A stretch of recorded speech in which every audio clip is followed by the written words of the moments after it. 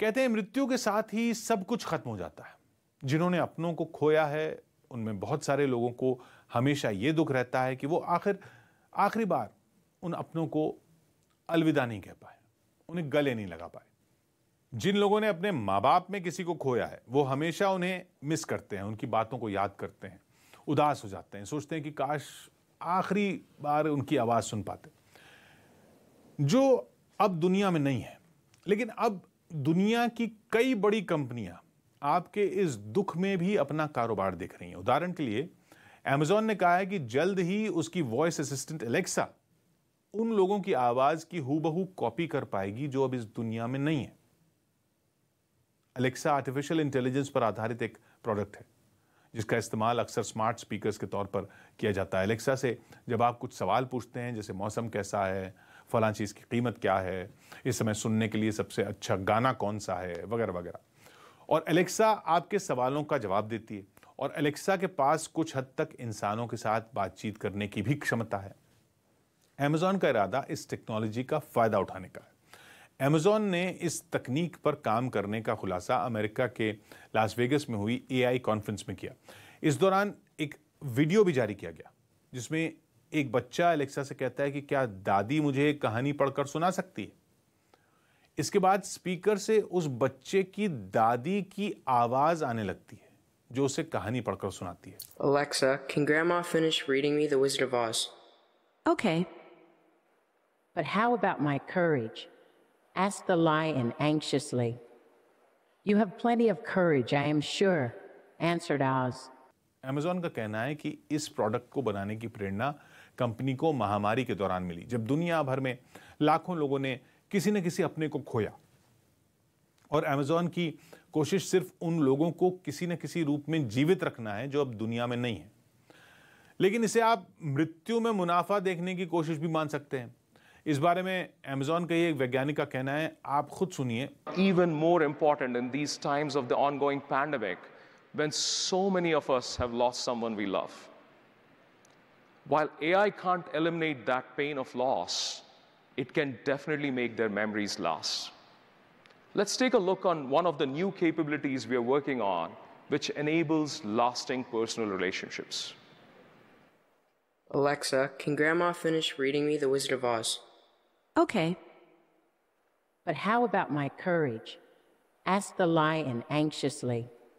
यानी आप एलेक्सा को कह सकते हैं कि वो आपकी माँ या आपकी दादी या आपके पिता की आवाज में आपको कोई गाना सुनाए, तो एलेक्सा फौरन ऐसा करने लगेगी और आपको ऐसा एहसास होगा कि वो व्यक्ति जो अब नहीं है दुनिया में वो आपके आसपास ही है।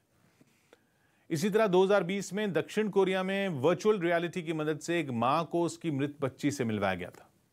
इसमें AI की मदद से तैयार किया गया बच्ची का अवतार न सिर्फ अपनी मां से मिलता है, उसे गले लगाता है, बल्कि उसके साथ एक सुंदर से पार्क में घूमता भी है और इसके साथ समय भी बिताता है और दिल खोलकर बातचीत भी करता है। आप ये वीडियो देखिए, इसे देखकर आप भी भावुक हो जाएंगे।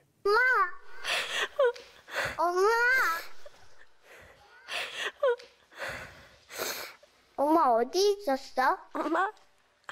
엄마 내 생각했어? 맨날 해. 나는 엄마 많이 보고 싶었어. 엄마도 너 보고 싶었어. 우리 나연이, 나연아,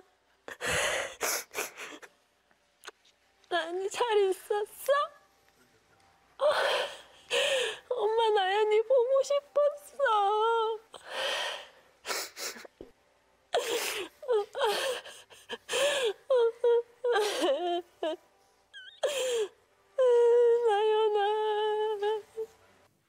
इस वीडियो को देखकर आपकी भी आंखें नम हो गई होंगी। लेकिन मैं आपसे एक सवाल पूछता हूं कि जीवन का सबसे बड़ा सच आखिर क्या है? जीवन का सबसे बड़ा सच है मृत्यु। कोई व्यक्ति जन्म लेता है, फिर एक दिन उसकी मृत्यु हो जाती है।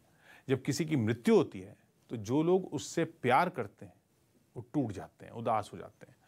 लेकिन फिर धीरे धीरे समय उस उदासी को भरने लगता है और आप उदासी की बजाय सुनहरी यादों के सहारे जीने की कोशिश करते हैं।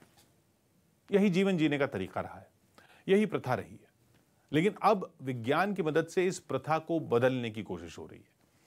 किसी अपने के जाने के बाद उसकी याद आना, ये मानना कि वो शायद कभी लौट कर आ जाएंगे, ये मानना कि काश उनकी मृत्यु झूठ हो, काश ये मजाक हो, काश जो छोड़ गया है वो अचानक आकर घर की घंटी बजाए और बाहर दरवाजे पर खड़ा मिल जाए, ये सब स्वाभाविक है।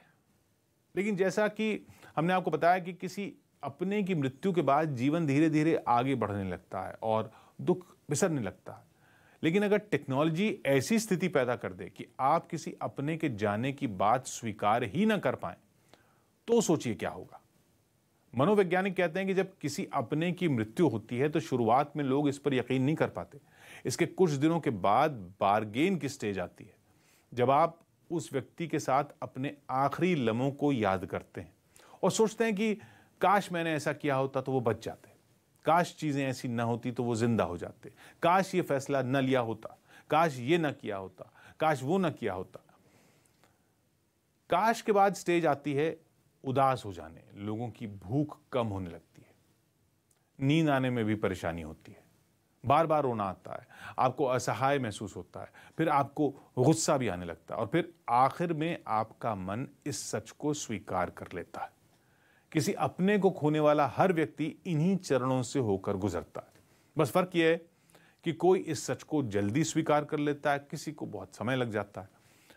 मृत्यु को स्वीकार करने का मस्तिष्क का यही प्राकृतिक तरीका है और इसमें छेड़छाड़ किसी को सुकून देने के बजाय उसके मानसिक स्वास्थ्य को खराब कर सकती है। मृत्यु पर शोक मनाना बिल्कुल स्वाभाविक प्रक्रिया है, लेकिन जब इसमें टेक्नोलॉजी की दखलंदाजी शुरू होती है तो समस्या उठ खड़ी होती है।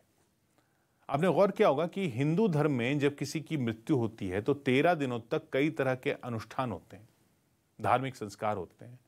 इतना कुछ करने के पीछे सबसे बड़ी वजह यही होती है कि लोग मृत्यु को स्वीकार कर लें। लेकिन अब तकनीक के दम पर मृत्यु को ही मुनाफे के सौदे में बदलने की कोशिश हो रही है और अब यह आपको तय करना है कि टेक्नोलॉजी का यह इस्तेमाल सही है या गलत।